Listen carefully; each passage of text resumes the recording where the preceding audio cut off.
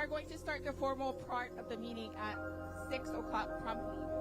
Mahalo.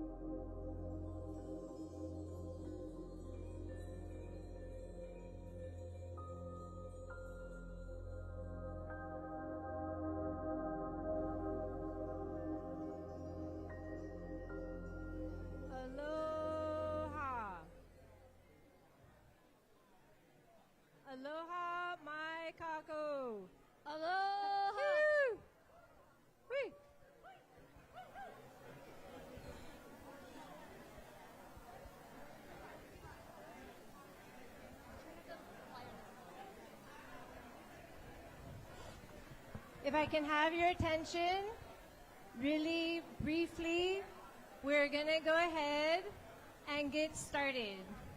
Aloha.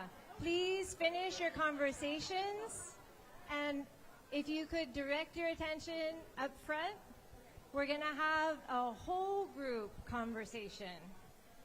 So I first wanted to welcome everyone. Thank you. Whee! Please be quiet. Thank you. We're going to get started with our formal program. I'd like to introduce Representative Amy Peruso in the center.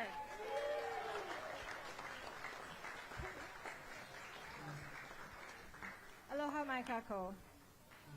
Thank you for coming to this event, our Kuleana, Fighting for Hawaii's Future.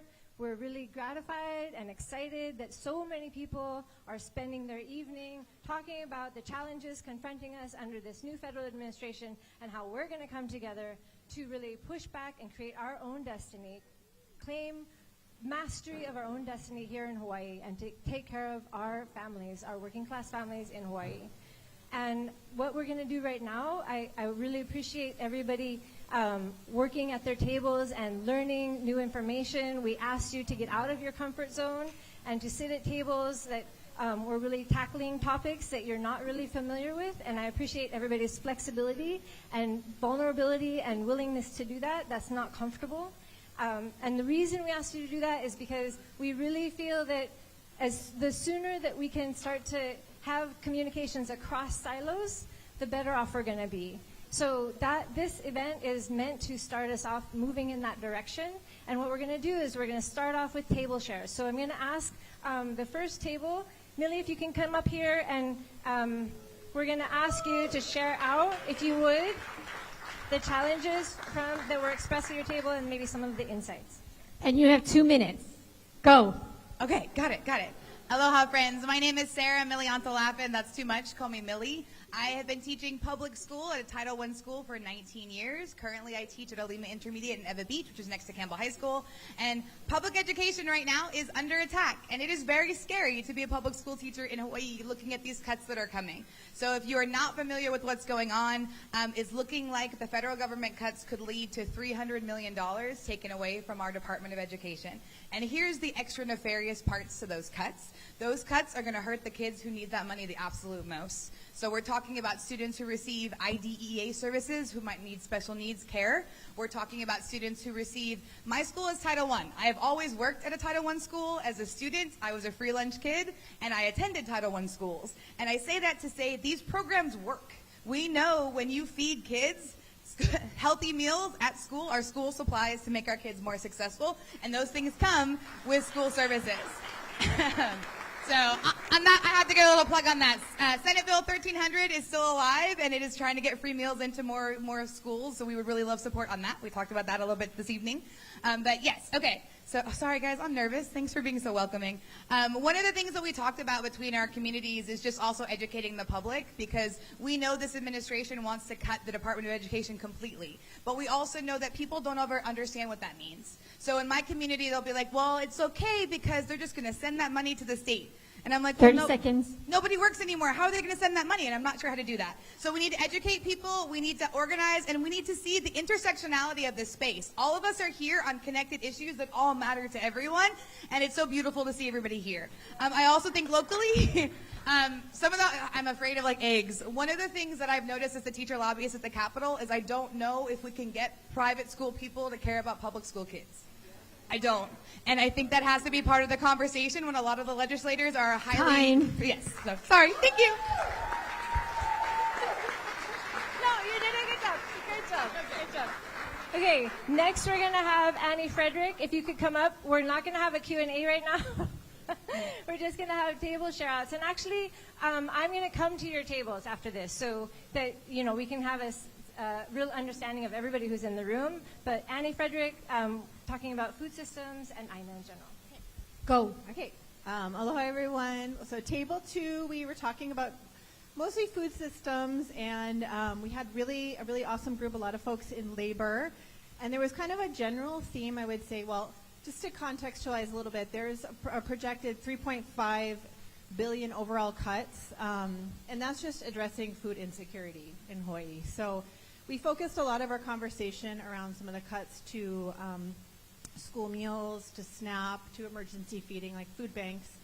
And what we universally agreed on is that we need to tax wealth in Hawaii, and that like things like investment properties, it should be a no-brainer. There's so much wealth here that there's no reason why anyone should go hungry, and that children shouldn't be nourished when they're in school. So a lot of conversation around seed to table, around overall, growing more food on school campuses, making that food accessible in the cafeterias, just like shared values around not just like education in our schools, but within our communities, and activating more of our communities around growing food and making that knowledge more broadly accessible.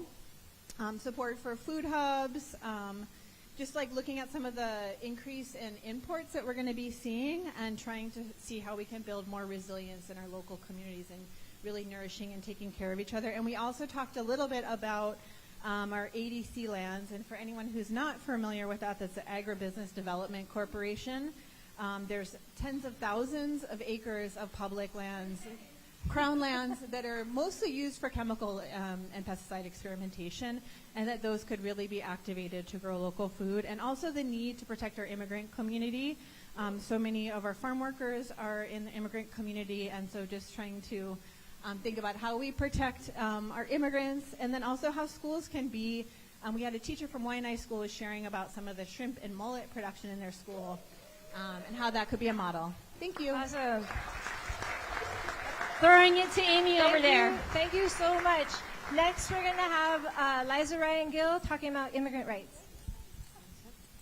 Okay. Go. And I'm here with Dr. Amy Agbayani as well, our elder in this community and this fight.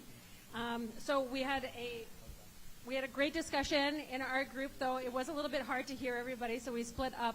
And I think some of the things that we are talking about, just to build off agriculture workers, 40% of agricultural workers in Hawaii are foreign-born. 18% of our population was born in another country outside of the United States. And we have about 45,000 folks that are undocumented, though about 9,000 of those are from the COFA migrant compact. And so they are not undocumented, but they are deportable. And what we are seeing right now is that an attack on communities. We had a conversation this morning with a coffee farmer and a veteran who was concerned about their ability to bring in the harvest. And he's like, we may not have Kona coffee this year. Because right now we have the Homeland Security investigation are ostensibly looking for about 100 minors that are in our state that applied for asylum, were placed with sponsors, and they are looking to find them. And in that process, anyone that they see around, they are interviewing and fingerprinting, and they have a dual mandate, not just to check in on the welfare of these minors, but also to remove anybody who is removable that they find in that process. And so many of us and many organizations, the Legal Clinic, Pacific Gateway Center, Aloha Latinos, Roots Reborn, are working on the ground. We represent about 30 organizations to make sure that we have the rapid response network, because we are seeing a dramatic erosion of the due process for folks. It is very difficult once somebody has been picked up to make sure that they can see an attorney, that they can understand what is happening to them in a language that they speak. And the next thing that we know, they are on a plane and they're going back to our country of origin, where we don't know if they're going to be safe. Okay, you're up. Under 2 minutes. Lori? Rep Peruso. Okay, thank you so much. And I really appreciate everyone's patience with this whole process and kind of the enormity of what we're trying to do here. But I wanted to introduce Lori Tochiki. Lori, if you could come up here really quickly. And Lori is going to be talking about the attacks on our social safety net. So if you could come down here. There we go. Thank you. So our table had really a wide-ranging and interesting discussion led by Nicole and Deja.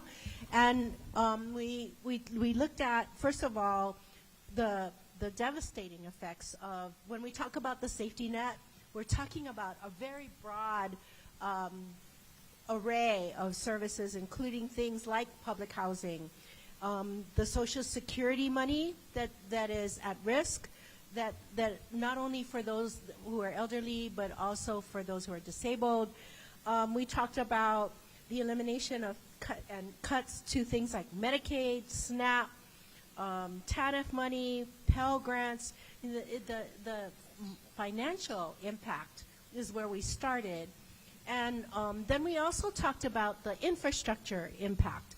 So with the DOGE cuts, with the offices being eliminated, for instance, Region 9, which supports social welfare and Head Start, those offices in all of the blue states have been eliminated, and ostensibly to reorganize, but it's really unclear exactly how that's going to happen. So that kind of infrastructure cut means even if a grant money is still there, there's nobody to process it, there's nobody to look over oversight, standards, and making sure that the quality of care is there.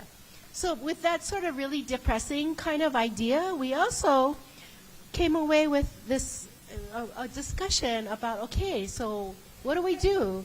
And out of destruction, there's an opportunity to reprioritize and to build better.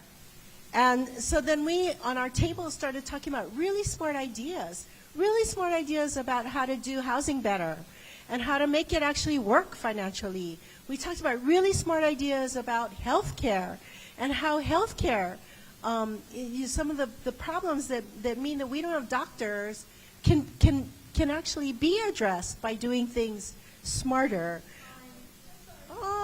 One more sentence, which is we decided that we are Hawaii and we can do this better. And Amy's back there in the center. Go ahead, Amy, with the next table. Next Amy's we moving have here. Sergio Acabilo, who's going to talk about labor rights. Hi, everyone. Sergio, the Hawaii Worker Center. So our table, we really great cross-section. We had folks from Local 5, from the Teamsters. We had teachers. We had lawyers. We had all different groups. So one of the things we have to remember, 1 in 5 workers here in Hawaii are in unions. So that means 4 out of 5 are not in unions. So one of the discussions was, so there's 3 main things that we walked away from. One, how can unions work together? I think there's that sense of, unions are fighting or not getting along. But I think at the end of the day, Corey had said, what will make Hawaii better? I think that having that type of mentality can help break down some of those barriers. And then there's a sense of solidarity there, sense of coalition building with the unions that's happening now. Second, how can the community get involved? What's the, there's this perception of unions here in the community, but at the same time, the question is how can the community be part of this discussion on labor? And we had mentioned some of the solidarity work, that there is unity in community, right? Without the community behind some of these labor movements, some of these things will not have happened, like with the nurses' strike, right? With the hotel workers, without the community stepping up and saying, hey, we've got to do something about this because this impacts us, some of those things would not have happened. And then finally, third, that, there was a question about how does this tie into the sovereignty movement.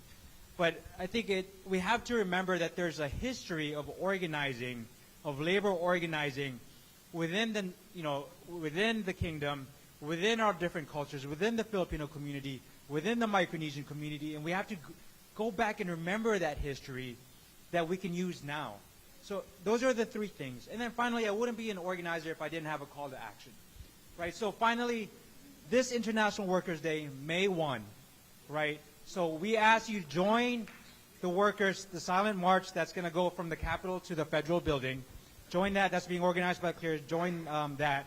And then second, for our Defend and Respect Hawaii Workers Coalition, we have International Workers' Day to celebrate the state of the work. I mean, I don't know if it's a celebration, but we have to understand the state of the workers now. So that's the call to action. Thursday, International Workers' Day, at the Capitol from 2 o'clock, and then from 4 to 6 o'clock, the silent march to the Federal Building. So please join us. That's our call to action. And yeah, labor power, worker power, every day. Rep Peruso. So next we're going to hear from Wayne Tanaka, who was dealing with climate destabilization in that conversation. Thank you. Yes, so, we started our conversation just recognizing that even if we stop burning fossil fuels today completely, our children will witness unprecedented suffering and devastation in their lifetimes and their children's lifetimes. And these cuts that we're seeing are really just kind of a preview of what we are going to have to deal with, right? As supply chains break down, as millions are displaced due to coastal inundation or extreme weather events. All right. Oh, okay. So the big question is, can we, and that's what we wrestled with, like how can we build a livable future, create the conditions for a livable future for our kids, for our grandkids, right? Here in Hawaii, and hopefully others do the same in their places, right? And so we looked at the three foundations of resilience, right? I like to think of them as Vai, Aina, and Kaya Ulu, but really, how can we ensure equitable access to clean water as a public trust resource? How can we rebuild the regenerative food systems that are able to sustain upwards of 1 million people here in Hawaii without imports, right? And how can we remember and remind each other how to love again, how to love each other, and how to love our place? Because that connection between us is what is the most important thing if we want to carry ourselves through the crises we're going to witness. And fortunately, as folks pointed out, we have a foundation for all those things here in our, particularly in Native Hawaiian values, perspectives, the island scale science that we're able to sustain people here and have people share these beautiful islands. And so what are the challenges? And so that's a big part of it. But within those things, we looked at, what are some of the challenges or solutions to help build those pillars, right? So everything from uplifting community farming training, so folks know how to grow food, how to remediate soil, how to compost, how to rein in the military and developers who are poisoning and sucking up all of our water for luxury developments. How do we invest in arts and humanities that can help remind us how we're all connected? How do we protect Native Hawaiian practices and culture? How do we ensure that those who are most impacted by what's going on, by injustices, the same injustices and unjust systems that are destroying the planet, how do we make sure those people are in charge, are included? Why are we listening to the people that created this problem to try and figure out a way to solve it? And we unfortunately didn't get to what I wanted to do, which is to cut these issues down into bite-sized pieces and then figure out how we can organize with each other to start chipping away and building these foundations. Something that Sierra Club is trying to invest in. Welcome you all to join us in that effort. Thank you.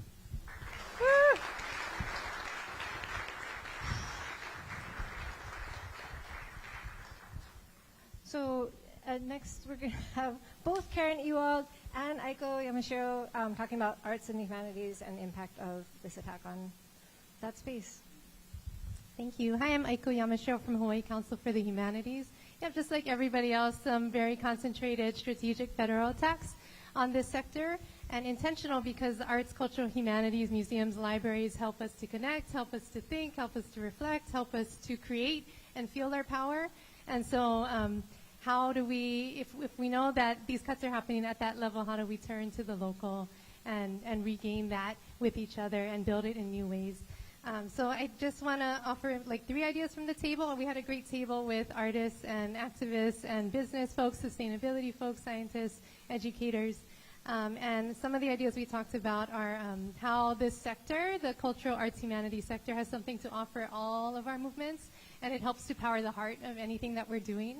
The arts and culture humanities are dangerous, they're funny. This is the value that help us energize and go. We need connection, storytelling, safe spaces in any of these things that we're talking about and trying to do in building that community. And how again, do these kinds of practices help to build trust, not just with each other, but all the people who are not in this room? I'm going to turn it to Karen for a few more thoughts. Thank you, Aiko. Karen from the State Foundation on Culture and the Arts.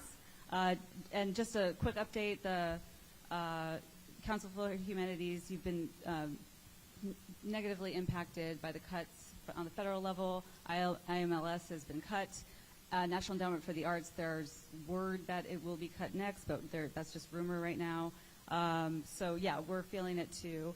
I think the one thing that came out for us was just creating spaces from now into the future to really formalize real civic engagement with a good narrative on how arts, culture, and humanities is really integral to everything that we do in a society. I think the last thing is, arts culture, humanities response to disasters is something that is ingrained in what we do.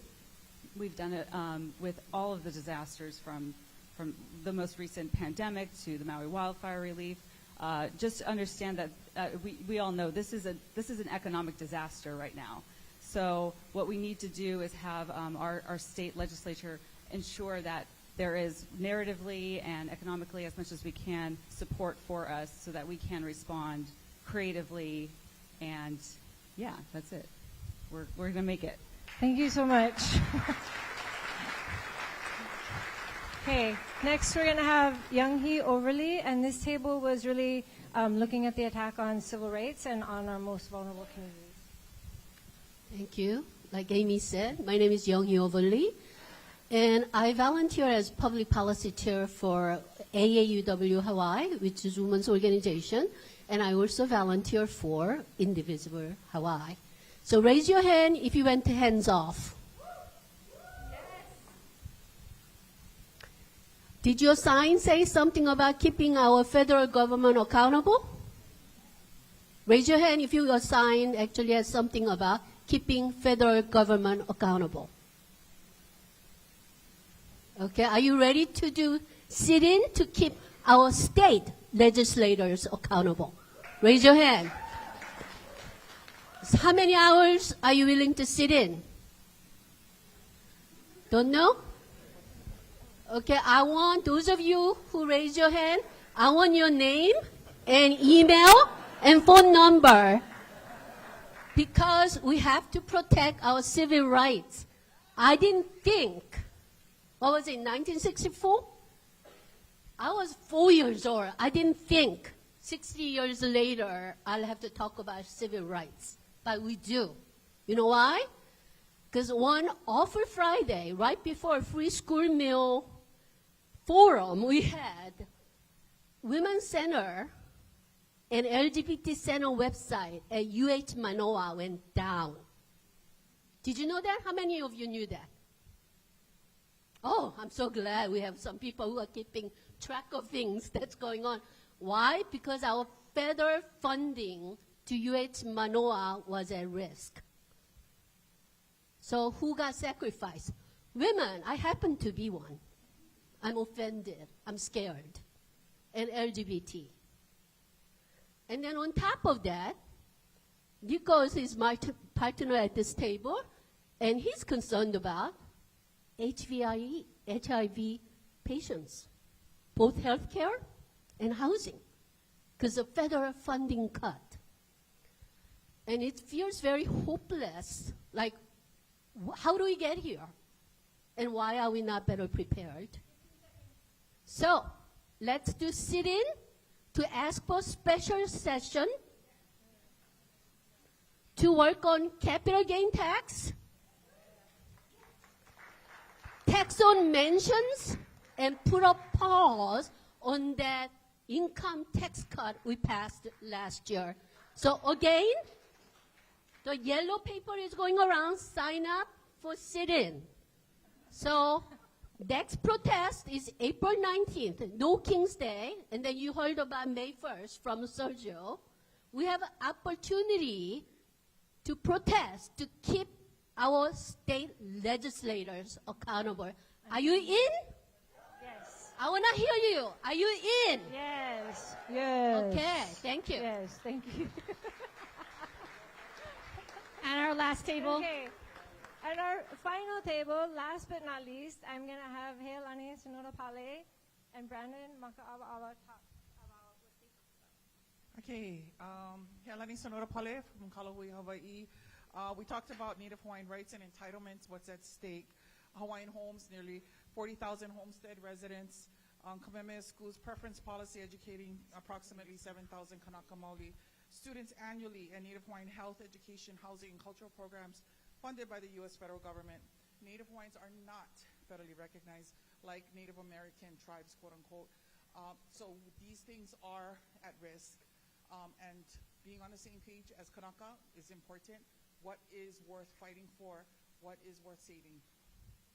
Immigration. No one is illegal on stolen lands. Lack of awareness. Hawaiian Kingdom was a pu'u honua we had an open immigration policy, and we should be in coalition with those undocumented members of our lahui instead of against them. And that needs some education. Also, Kanaka Maoli, and also the law of the splintered paddle. We need to remember that it's encoded in our Hawaiian Kingdom laws. It's encoded in our Hawaii State Constitution. Kanaka Maoli, we will feel the brunt of the economic cuts from the federal government. Statistically, we were always at the bottom, and when things come down that are bad in Hawaii, we always feel the brunt of everything. COVID, example. More of us died, more of us caught COVID. More of us will take the brunt as a lahui, as a people, when these cuts come down, and how do we protect ourselves? It's all of us here. This is the safety net.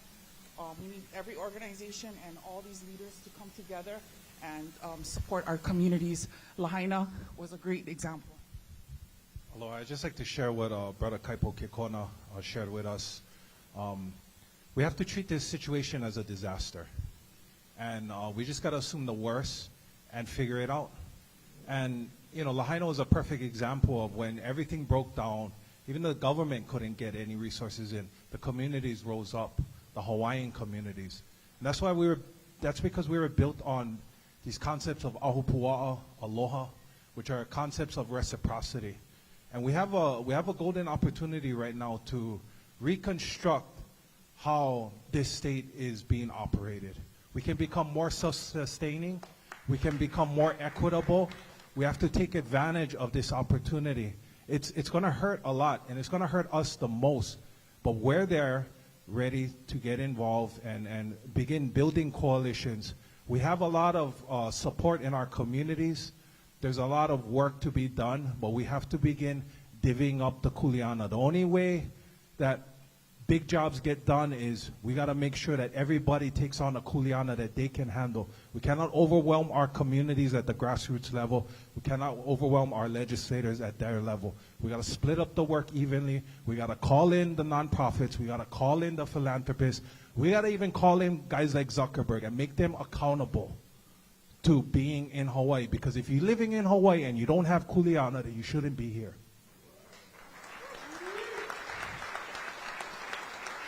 They got to understand it. It's an opportunity for them. This is not a mandate to them. We're not going to force them to take on Kuleana.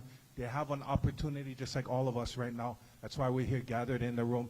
It's because Kuleana, and we all going to get through this together. Mahalo. And I'm going to turn it back to Amy at the front. So I want to mahalo everyone for this conversation. It's the first part of our evening. Now we're going to move into the second part. And so what I'd like to ask the people sitting at these two front tables is to find a chair or take your pillow and move this way. And we're going to move these benches together so that we can have a panel discussion. And we're going to do that for about 3 minutes. So if you need to take a break, let's do that. And then quickly come back to your seat so we can get started.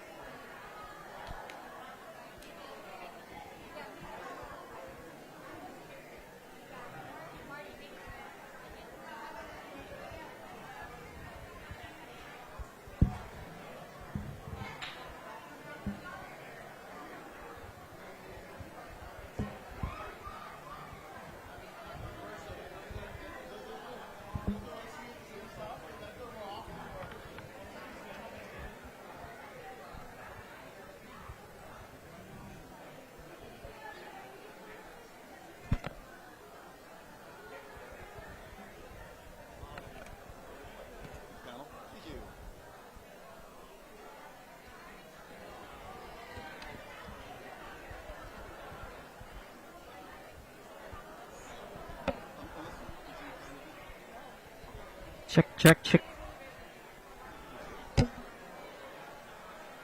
Check, check. Ikaika. Yes. I'm going to give you this one too.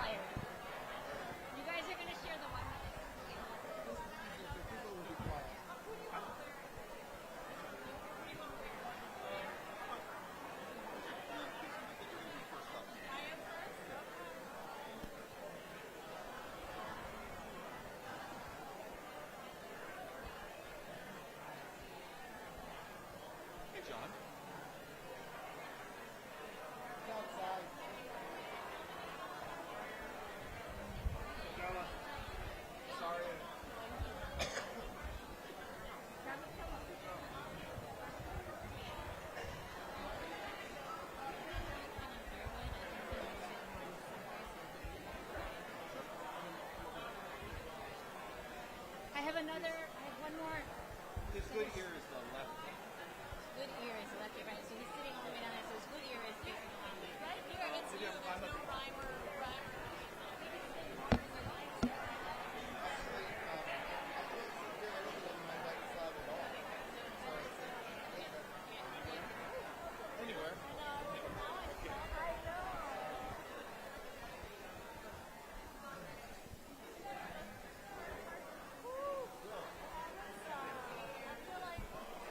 Okay.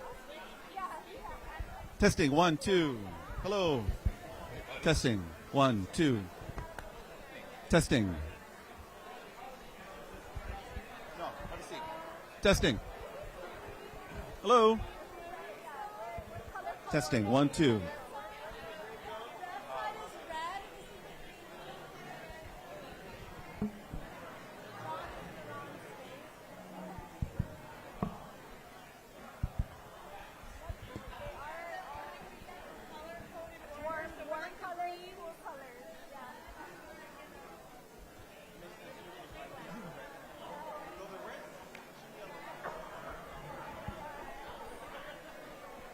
Okay, thanks everyone for coming and for sticking around for this next act. Okay, I'm Ikaika Hussey, and I will introduce the panelists in a few minutes. I just wanted to say thank you everyone for the amazing, all the wonderful, beautiful manalo that everyone shared here this evening. I wanted to start this panel by providing, I think, a grand total of 5 quick things to frame out this panel discussion. The first is that what we're seeing right now with Elon Musk and Donald Trump is simply what billionaires do, right? They're motivated by their own financial, their desires, their greed, their avarice, their pakaha, which is a wonderful Hawaiian word in a song that John's going to lead us in after this. And what happened in Hawaii is very similar to what's happening right now in the United States. We experienced the billionaires in the form of the Big Five. They came in and, in order to advance their own ambitions, they overthrew a constitutional democracy. And, we have found amazing ways of fighting that same force here in Hawaii over the last century, really. And I think what we're seeing right now in the U.S. is exactly the same thing. We know how to fight them, though. That's important to remember. And the other thing that I wanted to mention is that we have unique island values, which I think will help to animate us, which will help to push us forward. And a lot of you already discussed that. Where's Wayne? Wayne, what you said about Vai, Aina, and Kaiaulu is beautiful. Thank you so much for sharing that. You're right. It is community. It's ohana. It's coming together that is really our special power, I think, that we are going to need to draw upon. And then, this entire event is about Kuleana. And what Brandon was saying is correct, that we each have Kuleana. And if you don't have Kuleana, go get some. And I think fundamentally what we need to agree upon, what we need to agree this evening is that all of Hawaii is our Kuleana. We each have a piece of it, right? But we're not going to let any of our people, go hungry, lose their health insurance when the federal government cuts Medicaid. 1.5 million people, native, local, immigrant, that's our Kuleana. All of the lands here of our homeland, that's our Kuleana. And let's see, the last thing. Okay, what does this say? Oh, the last thing that I want to say, I'm sorry, reading my own handwriting, is that we actually have lots of experience with this. We've dealt with, the overthrow and all that kind of stuff. But we also have literally thousands of years of understanding how to live in this place. We have all this native technology and native intelligence that we can draw upon to address the climate disaster, to think about how do we reinvent Hawaii going forward. I thought what Lori Tochiki shared about how we are Hawaii and we can do this better was really an incredibly beautiful statement. So thank you all very much. Okay, I'm going to do a real quick introductions, and then we're going to start with Deb with the first question. So going from left, so Will is the new head of Appleseed. So please, hand for Will White. Professor Noelani Goodyear Kawapua is a professor at the University of Hawaii and also is also a trustee of the Bishop's Estate, Kamehameha Schools.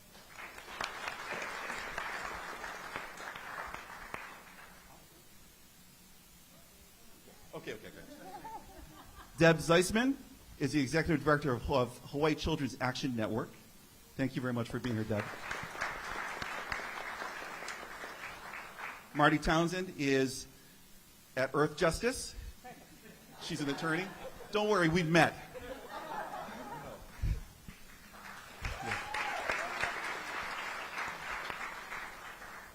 Kaiali'i Kahele is the new chairman of the Office of Hawaiian Affairs. Congratulations. Dr. Tina Grandinetti is the new representative for Kapahulu and Kaimuki in the State House of Representatives. And Dr. John Osorio is the director of Hawaii Nui Akea School of Hawaiian Knowledge. So, Deb, you're first up. And this question is to sort of provide orientation and context for the rest of our conversation. Walk us through some of the threats that we can look forward to from our friends in Washington, D.C.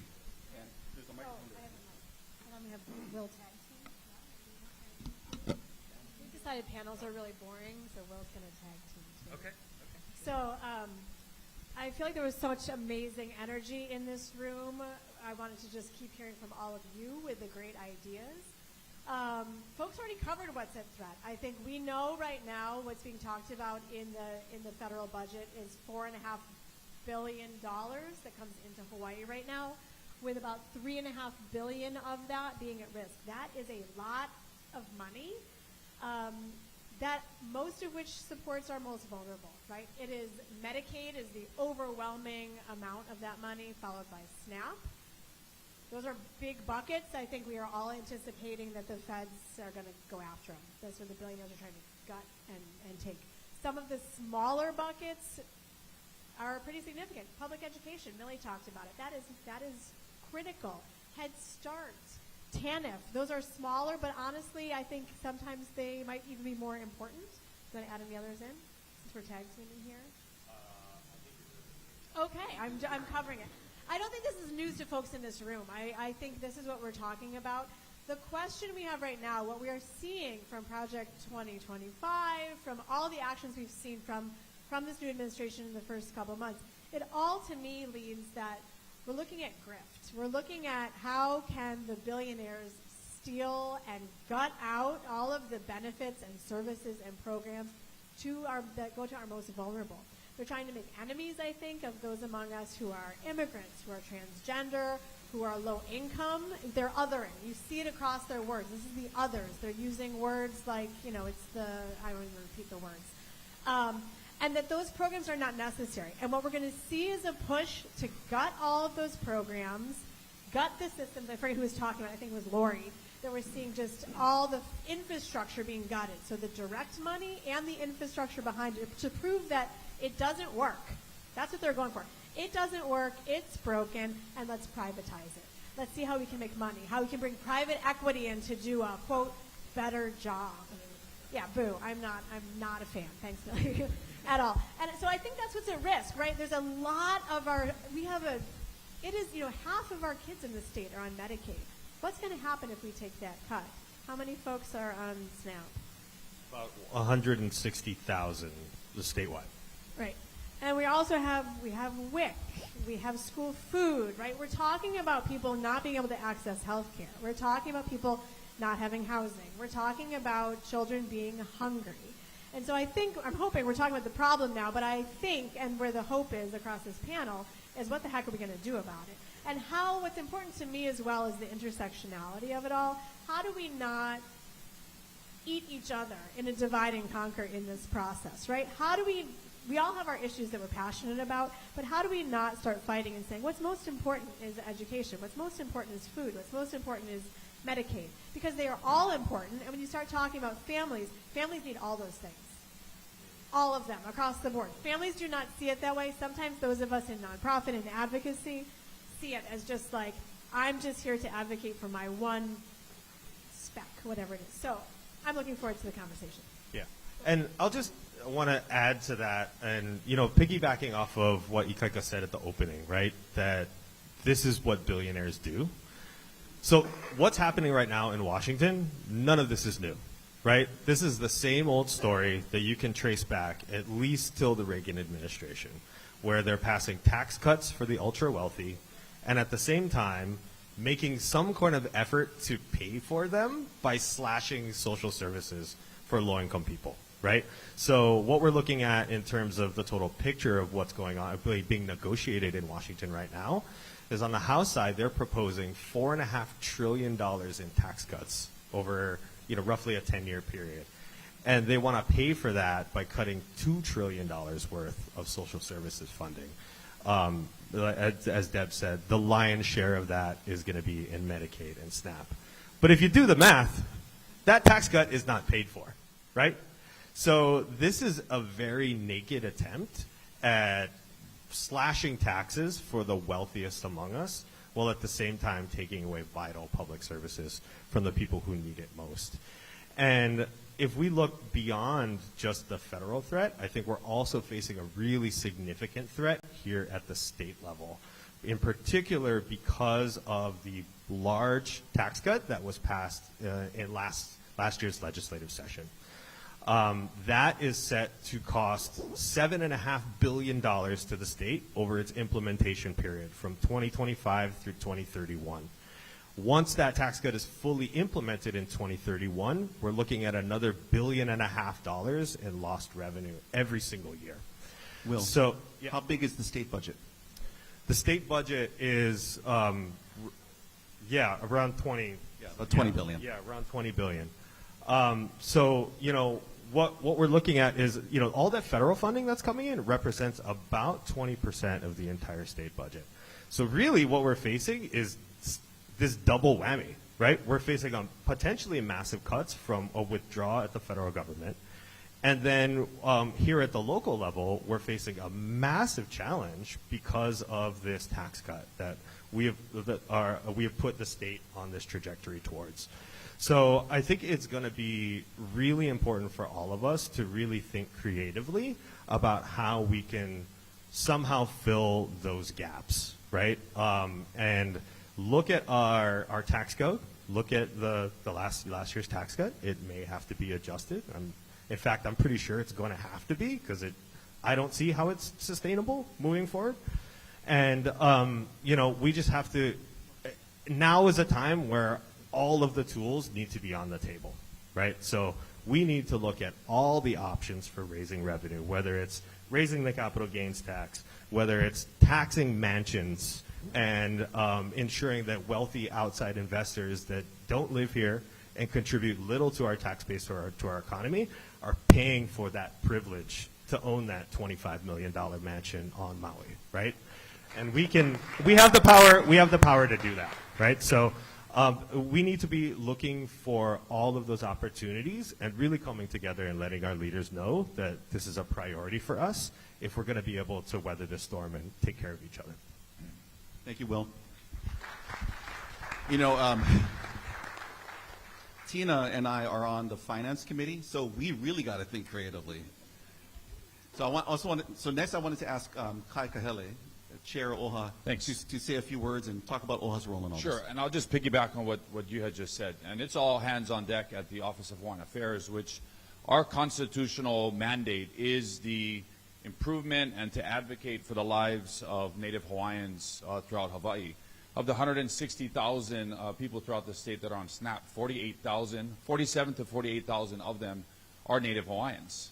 There's 31,000 Native Hawaiian households across the state that depend on Social Security, with the average amount going to each of those households being about $21,800. That's all these families have to depend on the entire year. And we talk about Medicaid.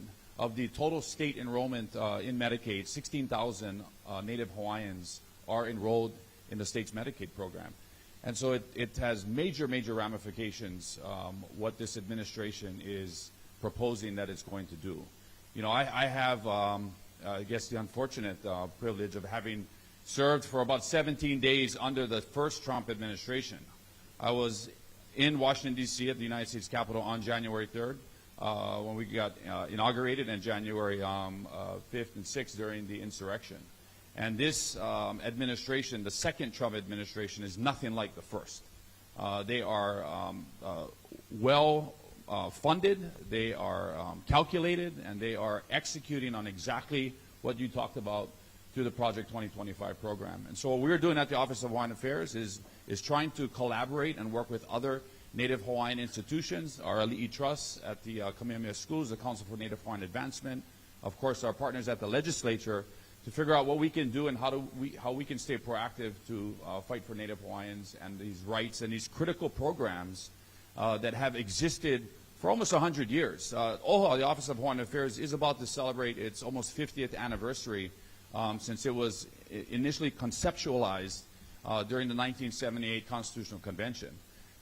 Led by Prince Kohil in the early 1900s, there's over 250 whether it's federal laws or rules or critical acts like the Hawaiian Homes Commission Act, the Native Hawaiian Healthcare Act, NAHASDA funding, Native Hawaiian Education Act. These are all very, very important federal laws and statutes that define this unique political and trust relationship between the United States of America and the Native Hawaiian community, and that those inherent indigenous rights that we fight for every single day. So I'll pause there, but that's how it affects Native Hawaiians from a perspective of federal funding. Thanks, Chair Kahale.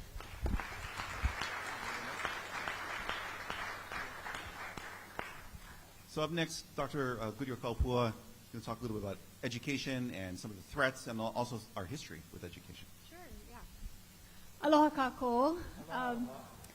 What I want to do is really suggest a narrative strategy, a story-based strategy, in that we need to have a very strong narrative around the value of education, public education in Hawaii. And so I want to talk about three things. One is that the public education system in Hawaii is a Hawaiian national legacy. The public school system that was created, that still exists here, was created under a Native-led constitutional monarchy by Kauikeoli, Kamehameha III, and implemented with Native Hawaiians at every level of governance of that institution. And that institution was seized illegally in the same way that our lands were illegally seized following the overthrow and 1898 so-called annexation. So I think that is a really important narrative for us to reclaim and understand, because that gives us pride in this institution. It's an institution that we should all be proud of. The other thing that what came up in the public education table earlier, I heard, was this divide, right, between public and private institutions. One of my favorite quotes from the great Angela Davis is that histories inhabit us and we inhabit them even when we are not aware of our relationship to history. The divide between private and public schools came from the era that Ikaika was talking about, when a plantation elite wanted to enrich themselves and they started siphoning money toward certain private educational institutions and decreasing funding toward public schools for workers rather than elites. And that continues on, right? That we are continuing to live in that dynamic today. So I think it's really important and critical for all of us to, no matter where we went to school or graduated from, where our kids go to school, to really talk about our public schools in ways that are positive, that we want them to be better. The right for a long time has attacked public education and wanted to move toward the privatization of education. And every time we put down our public schools, we are contributing to that. So when we talk about the great things, our eldest daughter, who just made us grandparents, is a public school graduate, and I am so grateful for what she got in all of her years in public education. At the university where I work, we need to be talking about how higher education is absolutely critical for us. we can share it at an anecdotal level if we don't have, sort of the statistics. Both of my parents were from working class backgrounds. They both were first-generation college students. They both became mental health care professionals in Hawaii. They both have served victims of sexual assault, runaway youth, folks who want medical aid in dying, breast cancer survivors. Like, raise your hand if you know someone who fits into any of the groups that I just mentioned, right?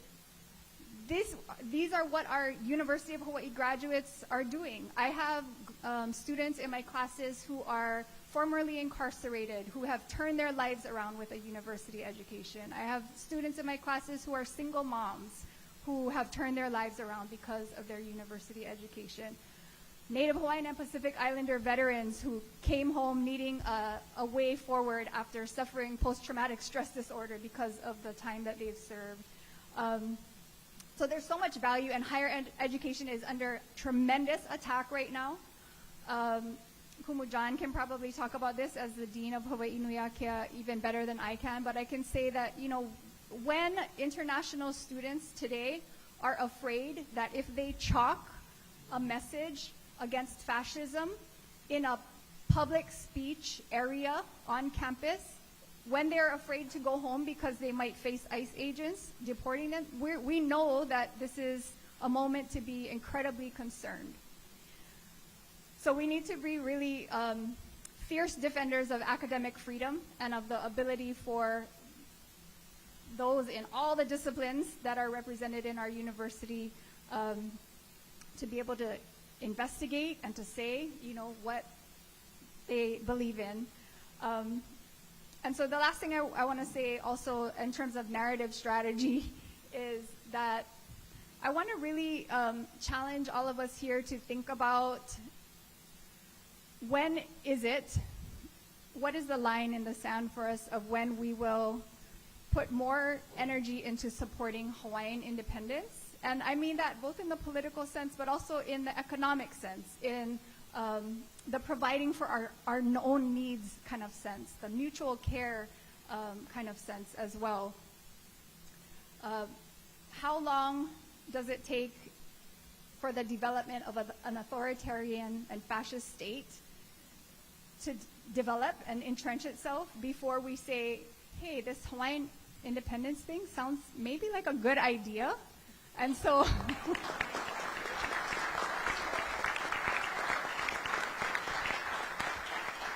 so what I want you to just challenge yourself to is just have conversations with people about, hey, what would Hawaiian independence, how would it make our lives better, right? When you look at the movement for Scottish independence that took place several years ago, what that conversation was focused on was how could our lives be better in this kind of a situation, not just on what are the historical reasons for it, but how could we actually be providing for each other better, how could we stewarding our land better, and just creating the space for people to create that vision so that we can then get really organized around that vision. Mahalo.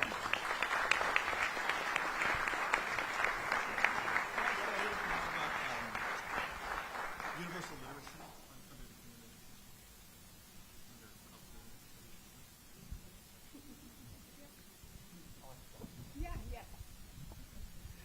So, John Osorio, Noi kind of set it up for you to talk next, if you'd like, about the university and some of your own thoughts on these questions. I'm really happy that you talked about the intimidation of free speech on the campus, because I was going to say that, as ruinous as Trump's economic plan is for so many people in America, and for America's actual standing in the world, as ruinous as that is, to me the greatest threat is the way he is intimidating really ordinary people. People in the arts, people in education, people in healthcare, people who are doing things, the bureaucracy that they have created so successfully to siphon off some of that great American wealth and make sure that people at least weren't starving, even if they were living in the streets. The cruelty, the abject cruelty of this government is what is so disgusting to us can also be really intimidating if you feel that you are alone and that you might be the next one. And speaking as a person in the university, as an administrator in the university, and watching as the concerns of our leadership is really centered on that $800 million that is invested in scientific projects and research projects that is vulnerable if we are judged to be anti-Semitic or too much pledged to diversity, inclusion, and equity. These are the kinds of intimidations that we have to fight, and we have to be really, really clear about this. Take your money and shove it. And honestly, and honestly, the reason we have to do that is because there really is not any going back to that very expensive and really strange kind of system that the Democrats and the Republicans have both created over the last 50 years in the United States. There's no going back to that because capitalism at its root is really extractive and a failure. And it's failing our AINA. It's failing the ability of our own people to do what is basic. We need to make sure that people have enough to eat. We have to make sure that everyone has a place to sleep. We need to make sure that health care is available. Those are really simple frickin' things.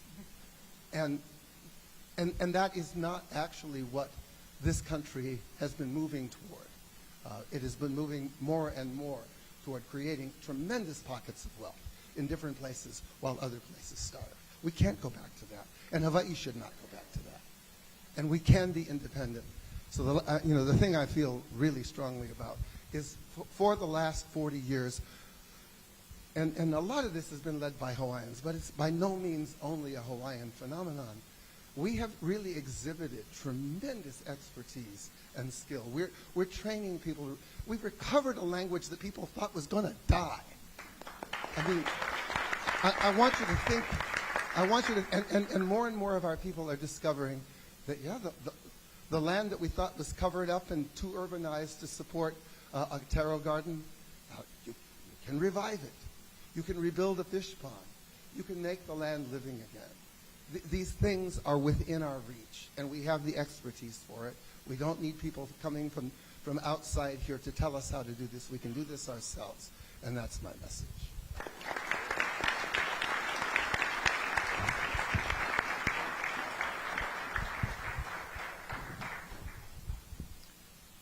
Dr. Grandinetti.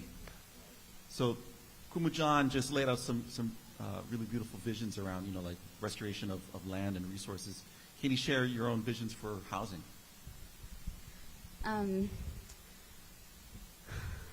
I think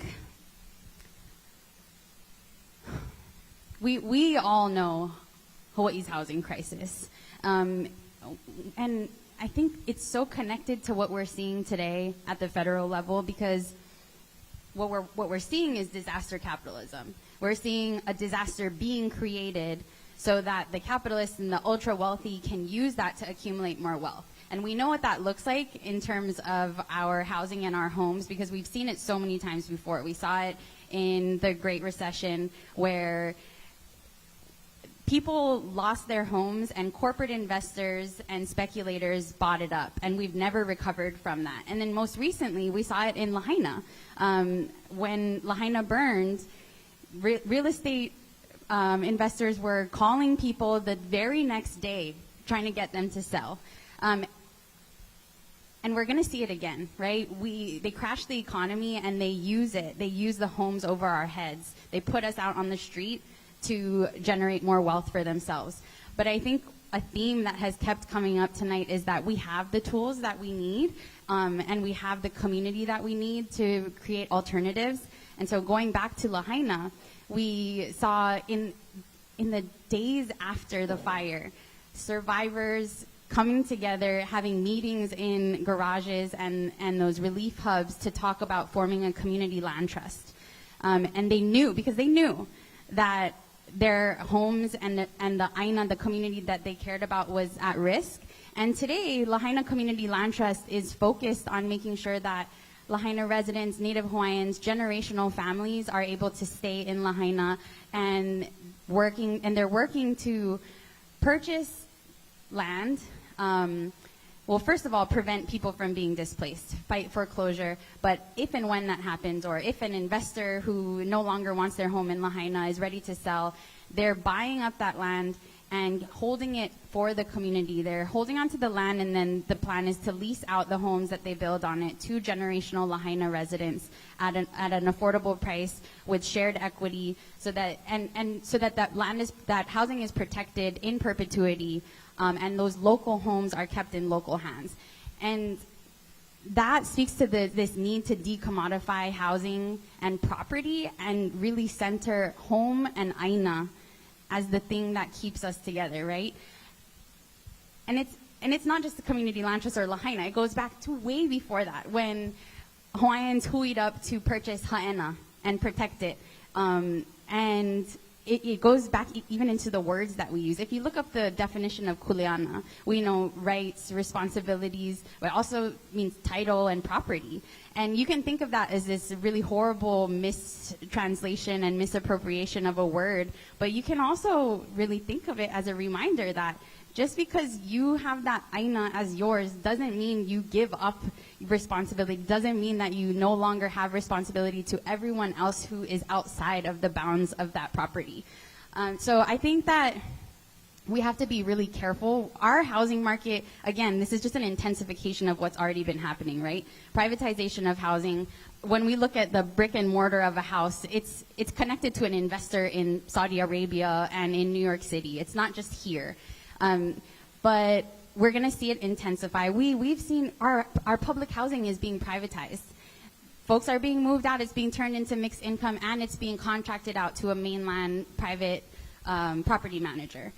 Our tax monies are going to private developers, not nonprofit developers, not community land trusts. So there are ways that we can refocus our relationship to housing to put it back under community control, and really remember that our homes are the way that we also connect to this place. You know, it's kind of our most intimate relationship to aina and community, our smallest unit, and it creates a framework for how, if we can think about housing as a community good, it creates a framework for how we can come together to organize as a community around other things. So I think it's a disaster that has been a long time in the making, but we have the tools that we need to create a better future. And we have folks on the ground who are doing it already and who have been doing it. So, thank you. Thank you. And okay, and so also Kumujan mentioned Democrats and Republicans. There's some Republicans here. We love them. Garner Shimizu. And there's some Democrats too. We love them too. It's okay. Kim Kokuyomoto's a Democrat. But Marty's going to talk about politics and power. Wow. Okay. Hi, my name is Marty. Thank you so much for being here. I see a lot of new faces. Either means I'm spending too much time at home, or there are a lot of people who are getting activated, and I really, really appreciate that. Thank you very much. What I do for a day job is I try to hold power accountable as best as I can, and I've been experimenting with different ways of doing that. And it's a lot of like lawsuits. It's a lot of direct action kinds of activities. Just start small and soft, get comfortable, right? Learn to find the things that you like to do, and then just keep doing it. Be pleasantly pesterful until they do what you want them to do. What I've come to realize is that this whole thing about Republicans versus Democrats. This is a framework, a mindset that is imposed on us from outside. We actually don't, Democrats and Republicans is not a natural native concept here, okay? And the thing is that it's creating false divisions between us, and it is encouraging us to fight where we don't have fights. And so the thing is that, I look at people who voted for Trump and I'm like, what were you thinking, right? But I also want to recognize that there's reason. There is something going on, right, in our society that makes people recognize that they would rather deal with that guy than deal with what they have been dealing with, right? The old normal as we've all said, wasn't great. We will mourn it, right? We'll miss what we were comfortable with, but we also need to be clear-eyed about how bad it was and how much we are not going back. And so I would like to propose that instead of doubling down on the divides between these party politics, to actually really be soft on the people, individual human beings. Try your best to find the divinity in each of us, regardless of what our political beliefs are, right? And then be really, really hard on the issues. We cannot have our neighbors be treated this way. It is absolutely unacceptable. You got to get out of your house and stand up for your neighbor. That's what the demand is, regardless of what their political party is, regardless of who they voted for, right? Because we know when the hurricane hits, it doesn't matter how much money you got in your bank account. It doesn't matter who you voted for, right? It's who's your neighbors, right? And what resources you guys have. You're going to pull it all together and figure out how to meet everybody's needs, right? And we are in a disaster. We've all acknowledged that, right? So that's what we're going to do right now. We're all going to empty our pockets, put it on the table, and then figure out how we're going to meet everyone's needs, prioritize that together, triage what needs to be done, figure out new solutions. I know everybody's like sad and wants hope and that kind of stuff, and I'm like, hope never mind hope. Be determined, right? Focus on what you like. Think about, instead of focusing on how much you hate Trump, please try to focus your mind on what you want to see for Hawaii's future, right? The good that you want to see, right? Have that be the thing that you are mantraing over, right? Instead of crying in the shower because Trump got elected, right? You be singing in the shower because you're going to make a new future, right? And when we focus in on that, right, and find those small things that we can do together as a community to make that happen. And it's that positive kind of energy where we are meeting each other eye to eye, not making snap judgments by each other, being gentle with each other, right? Educational opportunity every time you meet somebody new and they say something racist. Be like, well, no, actually, you have some spinach in your teeth and that was super racist, right? Like, and also similarly, as the one with spinach in your teeth, right? Be thankful that somebody told you, right? Because you don't actually want to be awful, right? So it's a give and take on both sides. It's about mindset. We have to recognize that, the corruption that we all hate about politics, it's not about the individual politicians. It's in the system. The corruption is baked in, right? So we really want to break that system and start over, right? Make something new and better. So, yeah, thank you very much. Okay, we have some time for Q&A. And Della and Amy are walking around with microphones. If you want to ask a question, maybe put your hand up, and I will manage people who talk too much. Okay, you, sir. Yeah. Aloha, everyone. My name's Michael, representing CLEAR, or the Center for Labor Education and Research at UH West Oahu. We encourage you to come out, reach out to us. We have plenty of resources available. But this is kind of directed towards everyone on stage. And we've touched upon it a little bit about creating new systems, but I just wanted someone to speak to the militarism within the state, and particularly how we can leverage that for creating better futures. We do have a lot of military leases coming up, and there's a lot of worry about financial issues, and so just wanted someone more informed to speak to that.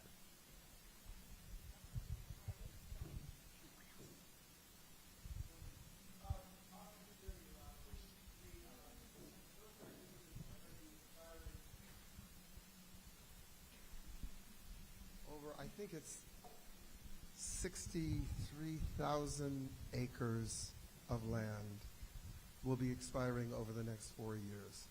And one of the things that concerns me is the way the state plays this is as an opportunity to raise, well, obviously, it's really easy to raise the price of these leases because they're all $1, right? And it concerns me because I think that a great many of us, including me and my family, want these military leases ended, and we want them ended. But we also want the military to begin returning lands that are not theirs. The U.S. military does not own 200,000 acres of Crown and government lands, and this is the worst time in the world, right, to be doing this. As Trump is setting up, how many $1 trillion does he want to give to the military? It's the worst time to do this because we know we're going to get tremendous opposition, but that's the timeline. and it's not easy. So let's have Kai folks, people like, because he's tough, and he can negotiate these things. Yeah. You know, I bring a unique perspective to this as someone who is currently serving in our armed forces, been in the United States Air Force, the Air National Guard, for the last almost 24 years now.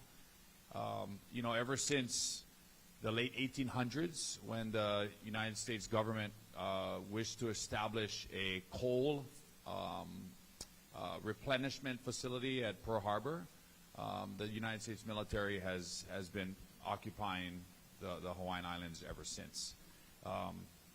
What Kumu John said is very important. There are critical leases that are up for potential renewal, renegotiation, condemnation is also on the table as well. You know, this new administration is nothing like the previous administration, and all bets are off when it comes to the Trump administration and what they may or may not do over the next few years. I would say, in terms of two crown jewels for the United States military, Makua Valley being one of them, and Pohakaloa being the other, you know, the state's top negotiator is Governor Green, who has, you know, the Director of Land and Natural Resources, Don Chang, working with the United States Army Garrison Hawaii, will be part of that very, very critical negotiating committee for the state on what happens with those leases or what doesn't happen. And it remains to be seen. You know, the United States military will say that Hawaii is vital to the United States' strategic interests and regional defense security in the Indo-Pacific region, and so it remains to be seen what happens. But like Kumujan said, many lands throughout the Hawaiian Islands, Hickam Air Force Base being one of them, Kaneohe Marine Corps Base being another, all are former Kingdom Crown ceded lands. If you're a native Hawaiian, you can't go. If you show up at the Hickam Air Force Base and with your upena, your throw net, and you want to go throw a net out there, you can't go there. You know, our airports are also ceded lands as well. The Office of Hawaiian Affairs derives no income from the hundreds of flights that land each and every day at the state's airports. And so some of our most valuable lands across the state were taken at the overthrow.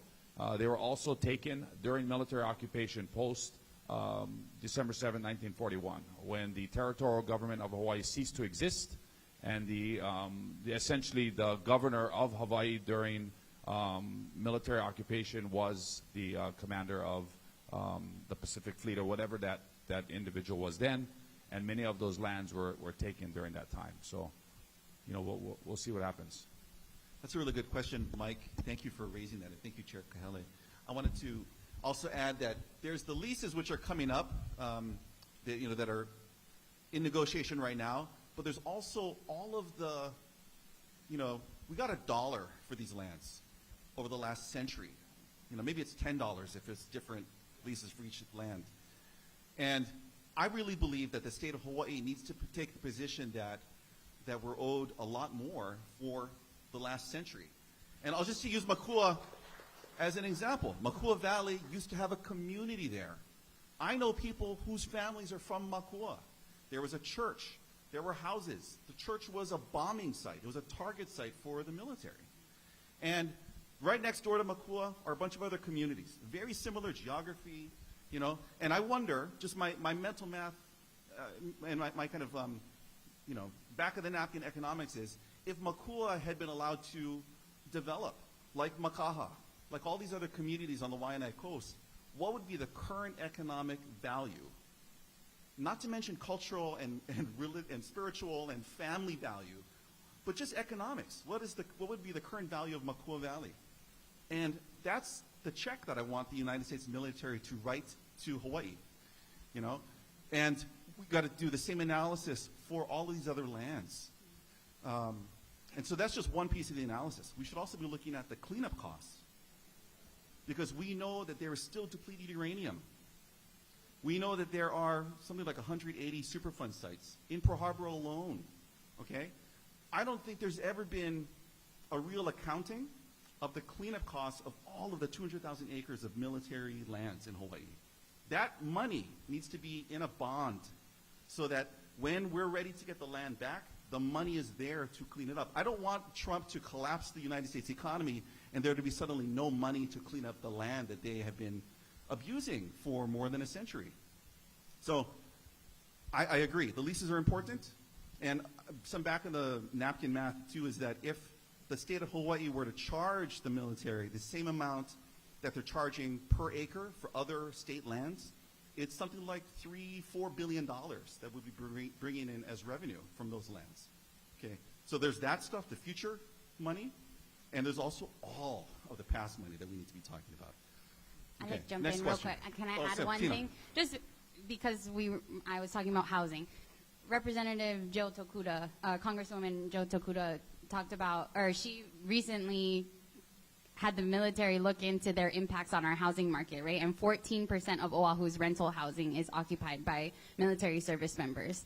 That's not also to talk about folks who retire and then purchase land here, and the impacts of basic allowance for housing on our rent prices. So all of these things are impacting the cost of our housing. And to bring it back around again to the way that we are disinvesting from our public services and institutions and privatizing everything, that the reason why so many service members live off base is because in the 90s, there was federal law privatized all military housing. And so now we are giving who knows how much taxpayer dollars to private property management companies that are taking those basic allowances for housing and not building anything new.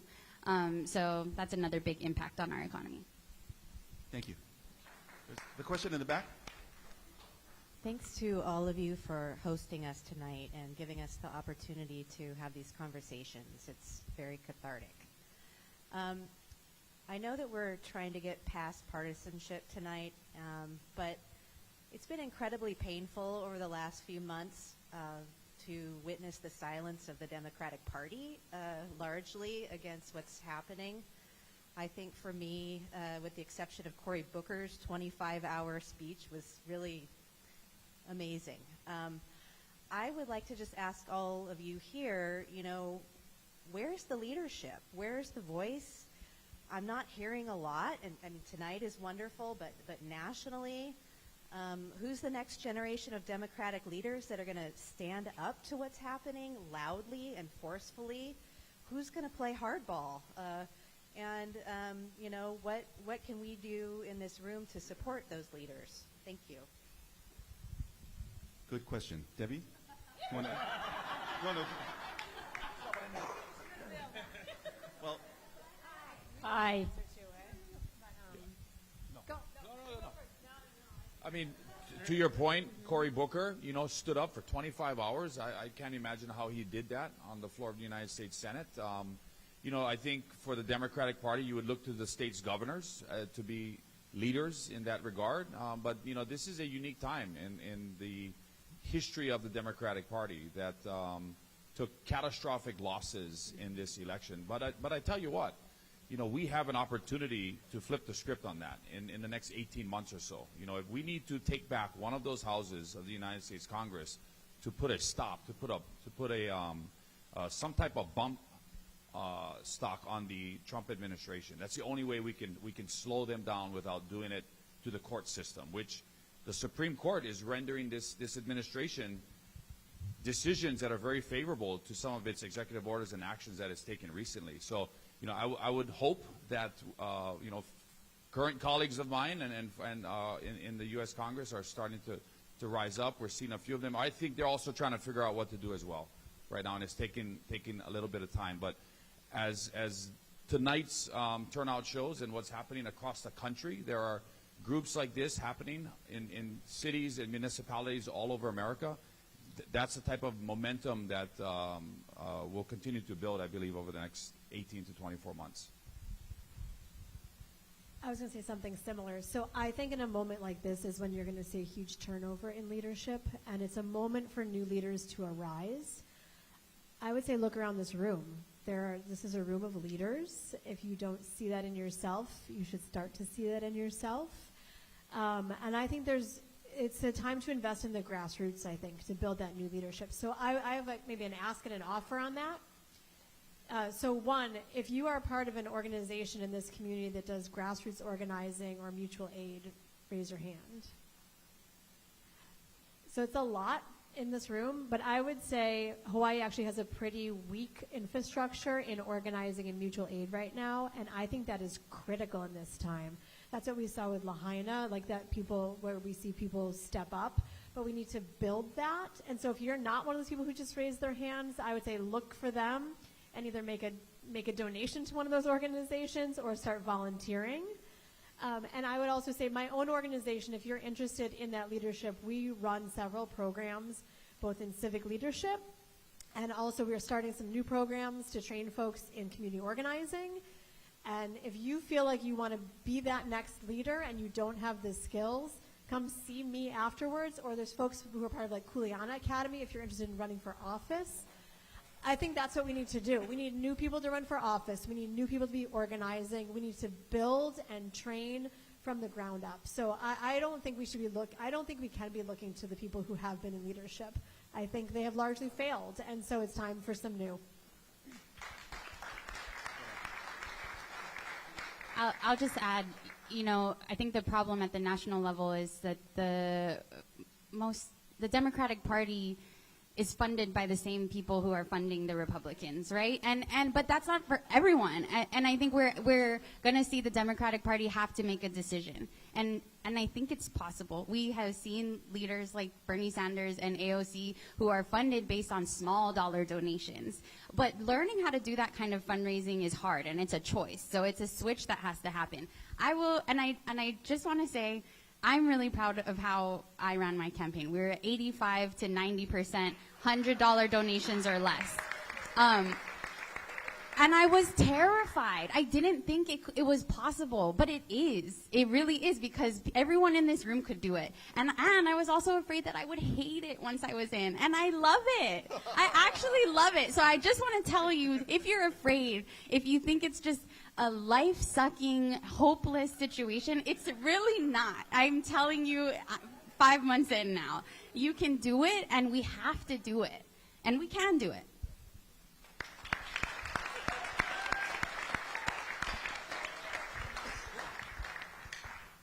Hello, everyone. Good evening. Thank you for hosting this conversation. My name is Julian Kiabo. I'm here with Hawaii Food Plus Policy. I'm here to introduce, I had a question about Senate Bill 1186 for statewide interagency food systems coordination teams. I really appreciate how there are so many different voices in this room that represent so many different interests, and I'm glad that we can all agree that these silos need to be broken down, party lines need to come down in order for us to have these conversations and build real change. And I'm inspired by this idea of interagency working groups. But I think what accompanies that is a lot of really difficult and impossible questions that make this necessity come to life. Things like, if we have this idea of a round table, who gets a seat at this table? How do you divide power amongst these people? And how do you make people feel as though they're heard and they're affecting change? I think I'm inspired by what seems to be an early movement with these interagency groups. And I think a great way to kind of aid in that would be to have more of these that cover different sectors of Hawaii's economy. But with this being an early example, how do we start to address some of these impossible questions and scenarios and situations for how we kickstart this, so this can be something effective as opposed to an agency that provides friction and further conflict for solving these issues that we're all here to gather around. Thank you. Kai, you can respond to that. Kai. Della, are you going to respond? And Kai. I'll respond. I think what's amazing. So, Representative Della Albalati, Makiki Tantlis, interagency, yes, we have to keep breaking down those silos.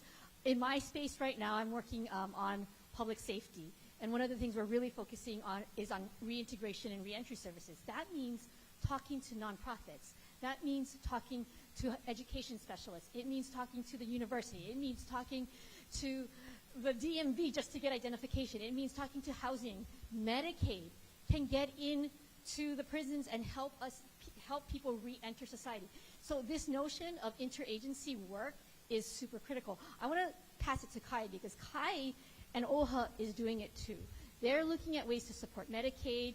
They're looking at ways to support housing. Can you talk a little bit about like that ASB program? Yeah. I mean, there's creative things happening. There are creative things. OHA, has realized because of the housing crisis that we have, one of the major issues for Native Hawaiians and what is accelerating the diaspora of Native Hawaiians leaving, where today of the 600,000 or so Native Hawaiians that exist throughout the continent of the United States and throughout Hawaii, a majority of them live on the United States continent. They don't live in Hawaii anymore. Number one reason is because of housing and cost of living. So what OHA has done is we've created a program called the AHO program, where we have partnered with ASB, a local bank. We've put about $1.5 million of funds that come from the Native Hawaiian Trust Fund with ASB as one of our partners. And what OHA is doing is working with Native Hawaiian families that are first-time home buyers. They go through our Native Hawaiian registry program, and they get verified and qualified. They partner with American Savings Bank, and what OHA will do is put down 17% of that loan for them so that they can get in a home. Because one of the number one things that is a primary obstacle for families trying to get into a home is a 20% down payment. They just don't have that. And so what OHA will do is if they put down 3%, we'll put down 17%. We'll get them into that home, and that's one way that we can provide a first-time home buyer a way to get into a home. So it's like a 3%. Yeah, and that's, situations like this is where all the innovative ideas come out and where we can partner and work together collaboratively to come up with these unique types of solutions that we have. Awesome. Della, over here. Aloha, my name is Evelyn Cullen. I'm here to somewhat share some possible solutions to everything. Number one is to build capacity within our state. Another one is to build state relationships directly with other countries. Forget about the federal level. Right now, Trump is controlling all three branches of government. We have no say. It's already done. So as a state, why don't we start initiating relationships with China? Avoid the tariff. If China is willing to have that with us, let's go ahead and do that, as well as all the other countries that we have strong relationships with. I got like 3 more to share. That was a good one. Oh, okay. Another thing is the shipping business. Why doesn't the state get involved in shipping as well as airlines to service our families on Molokai? Because they always get things canceled on them, and that's not fair. When it comes to Hawaiian homelands, why don't we look at the military golf courses as possible lands? And so that's just something I want to put out as solution, not so much questions, but just putting it out there. My own kids, they think, you're such a vigilante, Mom, but I'm like, I'm the vigil auntie, okay?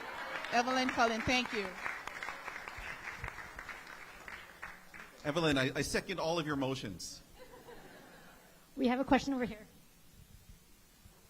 Kate? Sorry. Hello. My name is Kate Ozawa. My day job is as Representative Iwamo's office manager. But my question is as someone who graduated college just in time for the pandemic to hit.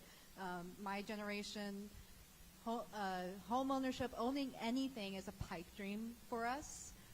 Just the pure, and I see it every day in my job. All constituents call about health insurance, home insurance, car insurance, disaster insurance, whatever, you name it.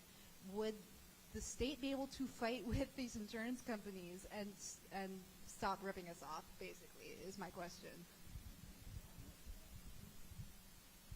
Yes. Yeah. Here. No. I mean, it's been privatized, right? You have money at the bottom line. That's why we see a lot of it. So I just said the state could socialize it. It's not that hard. I'm going to give the mic to Marty because the insurance crisis is a climate crisis. Yeah, the insurance companies make money regardless of what happens, right? We all die and everything is destroyed, and they still make money. It's wild, right? That's a broken system. I mean, the fact that Maui has a choice of either living in their car and having a job or having a house and no economy. That means capitalism doesn't work.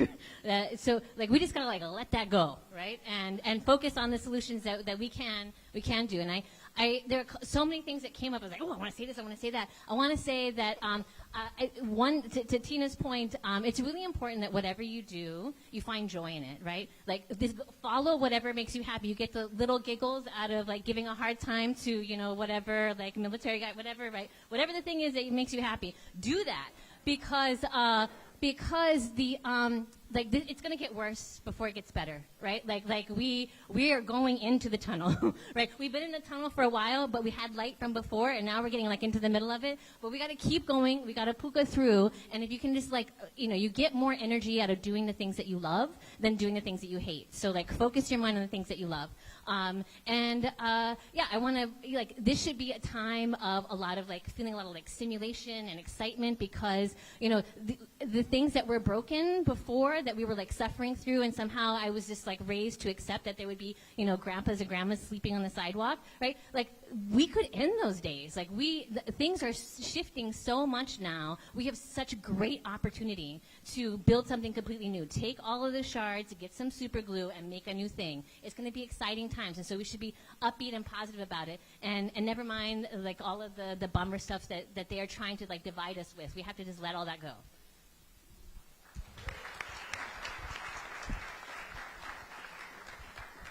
Aloha, my name is Teresa Ku'ehu. I am the mom of that teenager that's interning with Representative Peruso's office. Hence, we are all the way out here from Mililani. Education was on my mind tonight when I heard the comment that private schools should be looking at how to connect and help out public school. Both of my children attend private schools. My daughter attends Hanalani in Mililani. My son attends Kamehameha schools. I pay for that education. But my taxes, and my husband is a state employee, our taxes pay for public school. But my child cannot gain anything from the public school system. She can't go to summer schools. They can't go to driver's ed. They can get no resources, even during COVID with free lunches and things like that, until there was an understanding that, okay, all keiki. My child cannot benefit, neither of my children benefit from the public school system because that's the way the system is set up. However, our private schools do open their doors to public school students to come to summer school or what have you, especially Kamehameha schools that puts in programs. My concern is that we're so worried about us now as adults, housing, jobs, things like that. What about our keiki who are coming up to become these adults? OHA used to have a program called Aha Opio o OHA in the 90s, where high school students like myself, I graduated in 1993, I'm dating myself, I'm 50 years old, thank you very much. I was a part of that program, where we would go into the legislature and we would basically fill out and put together and to make laws. We had a governor. We played the role. That's how I learned this process. My keiki, she didn't want to intern after she was applying because that's work. I said, no, you're committed. And you need to learn that process because who's going to take over? I don't like political parties. I try not to vote politically, but sometimes I have to choose Republican because that's the greatest candidate. And I have to forgo all the other great candidates because I can only choose one party, right? So what I'm looking at now is for you folks and our lawmakers, what are you doing to set up systems and bringing back what we had in the 90s, programs that engaged our keiki so that they can take over where you are?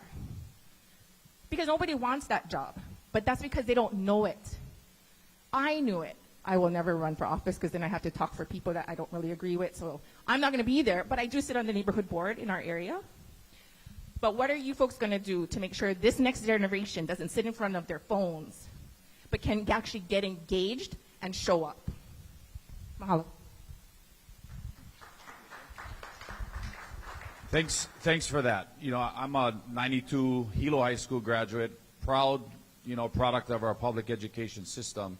Went to Aha Opio in 1991, and I can tell you that the Board of Trustees will be bringing the Aha Opio program to a vote for reestablishment in the FY26 cycle. Two other things we're doing is we are reestablishing and hope to reestablish our Washington, D.C. fellowships, where we pay for college graduates of Native Hawaiian ancestry and we place them in our congressional delegation offices and key committees like the Senate Committee on Indian affairs. And then finally, the third thing we want to do is offer higher education scholarships for Native Hawaiian graduates that want to pursue their master's degree or pursue their PhD or become doctors. Those are three things that OHA is doing currently right now. And of the 160,000 or so DOE students across the state, 38,000 of them are Native Hawaiians. And 60% of them are on free and reduced lunch.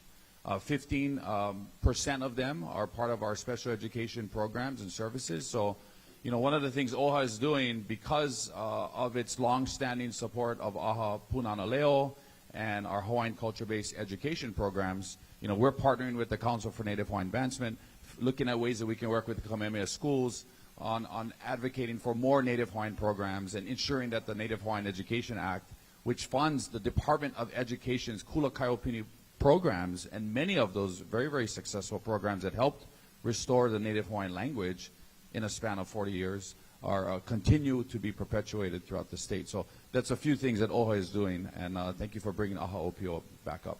Yeah.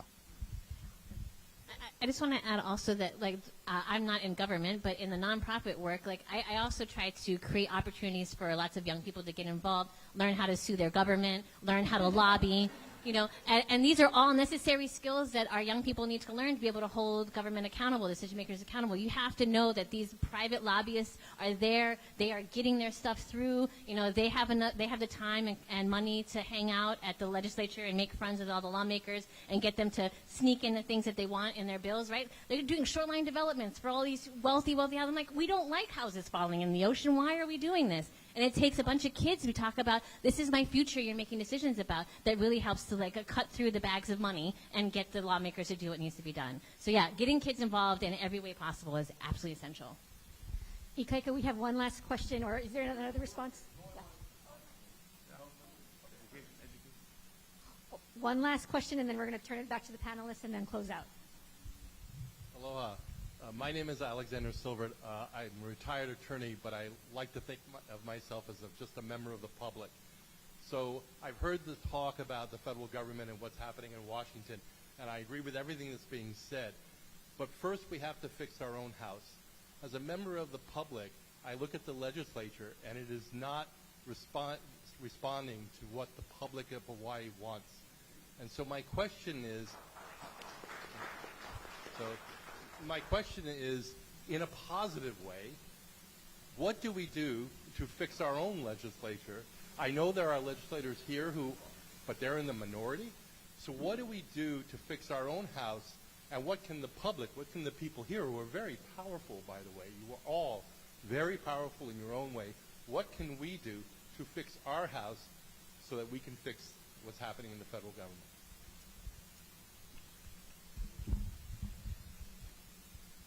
People need to vote. Of the 850,000 registered voters in the state in this last election, less than 300,000 people voted.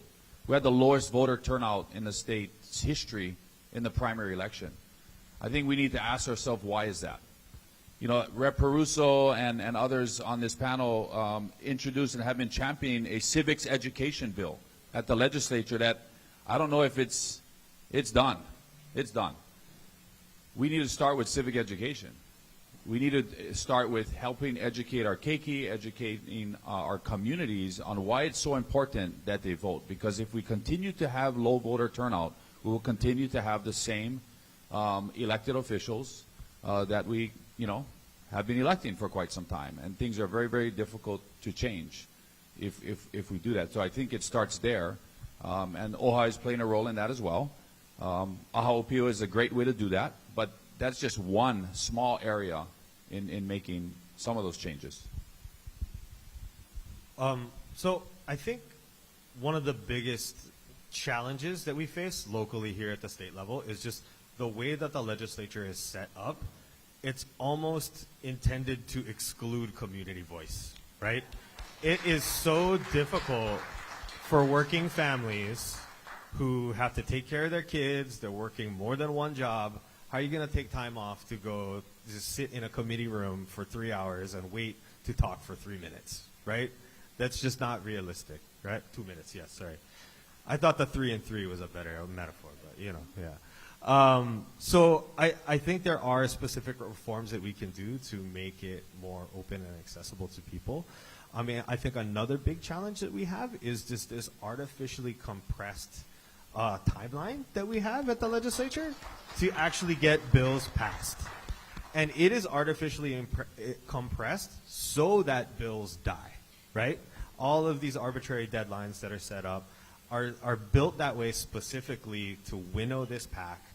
And it basically ensures that all of these great ideas that could be really transformative for Hawaii never actually get a shot.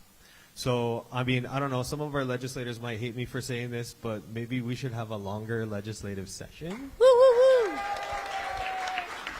And we'll actually have time to have debate, to have discussion, to produce research, to mobilize community voice. If we can make the legislature a year-round activity or year-ish round activity, I think that will go a long way to opening it up to more input from the public and ensuring that, you know, some of these good ideas do get a second look after April of the year, right? So, yeah, exactly. Yeah. The city council Exactly. is a great model. Yeah. So, I think we get tricked by the way that, you know, we idolize the vote, right? The vote is the thing. And I think that tricks us into thinking that politics is an individual endeavor, that it's an expression of your personal beliefs. And in reality, change only happens in groups. It only happens by groups. And what I think about a lot is unions. Unions are the most powerful force in our society, particularly because they're at the nexus between capital and politics. You know, they really they're at the fulcrum of where change can happen. I've seen some of the best leaders come out of unions like Local 5, you know, that rise up and make incredible difference in our community. So for those of you who aren't in a union, well, that's a problem that you're going to have to solve for yourself. But what I do think we should think about is how do we build other institutions that are like unions? How do we create community groups, neighborhood groups that function in that same sort of way? They provide support for each other. They provide mutual aid. We've heard that term used several times tonight. But then also hooing up when you're thinking about who to vote for neighborhood board, for state representative, for state senate, et cetera. You know, the more we can build a sense that we are in this together, instead of just as atomized individuals who are lonely and dealing with social media and all this BS, the better off we're going to be. We need to fight together against these enemies, which are, you know, it's really not about left and right. It's really about top and bottom. So we need to gang up against the top. I really like the idea of holding voting parties. I started doing this recently because all of my friends will ask me individually who should I vote for, because they're like, oh, Will, you know about politics. So I got tired of responding to them individually, and I said, oh, come over, let's have some drinks, let's get together, let's talk about the issues, and let's help each other, you know, fill this ballot out and get more informed. So that's another thing that people can do to help build community around the political process. Okay. I think we're closing. So I don't know what's happening next. Amy, Della, and then John, are you going to sing a song first? Sure, we'll sing together. I don't have Oh, okay. So aloha, my name is Della Baladi again, state representative. There's so much that's happened here today that I only dreamed about. And to see everyone here, we weren't sure when the four of us, Rep. Grandinetti, Representative Hussey, myself, and Rep. Pruso were thinking about this, that anyone would actually come out and what the conversations would be. And it has surpassed what we thought. Because I think for me, the last 3 months has been a time of fear and disconnection, and I wanted more than just the protest on the street. Thank you all for being here, because you guys made the protest more, and it is going to be about actions moving on from here. So thank you. Give yourselves all a round of applause.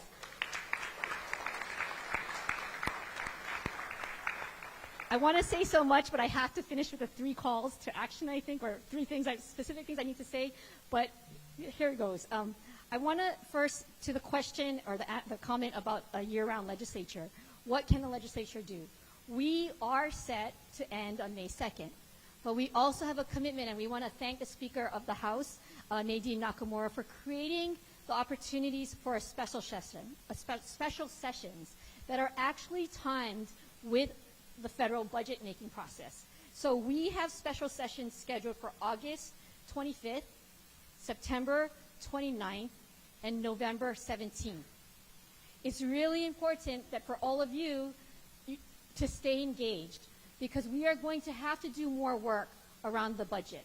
We are going to have to do more work, I believe, around revenue generation. We just cannot escape it.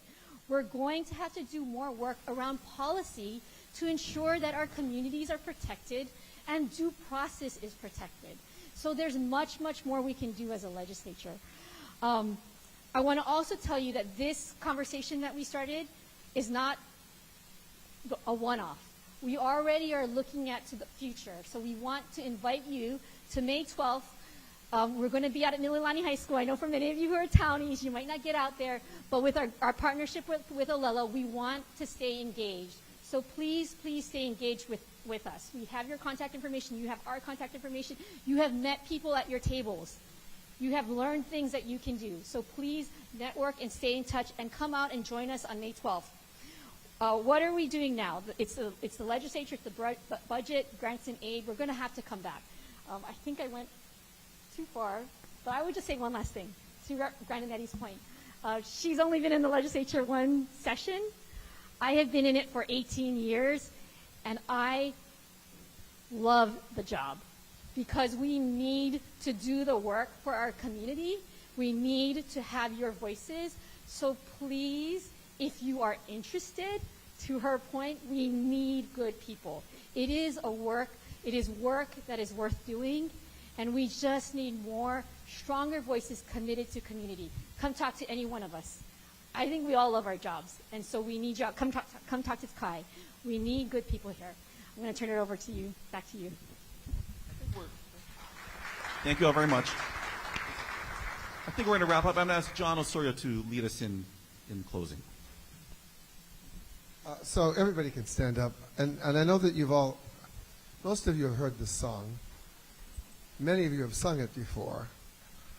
I don't know if you know that Hawai'i Aloha, a song that is probably as popular as Aloha Oe, was written by an American missionary, Lorenzo Lyons. He came here on, I think, the 5th company of ABC-FM missionaries, and he fell in love with Hawaii. And his congregation and the people around him fell in love with him. He was beloved in his church in Waimea, in Iola. He's still a legend to this day.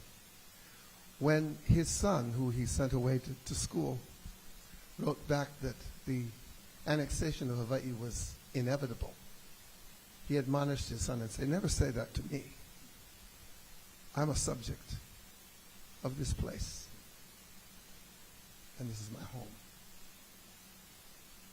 It doesn't matter if you're not Kanaka Maoli. If Hawaii has come to be a place, the only place you want to live in, then you have a Kuleana. E Hawaii e kuone hanaue, kuuhome kulai vine, oli no awina ponolanio, e Hawaii aloha e haoli e na o pio Hawaii nei oli e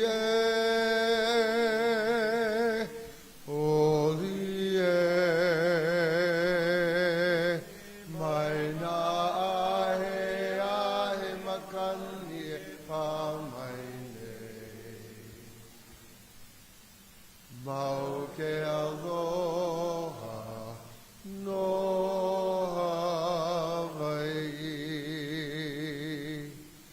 e haoli e na o pio Hawaii nei oli e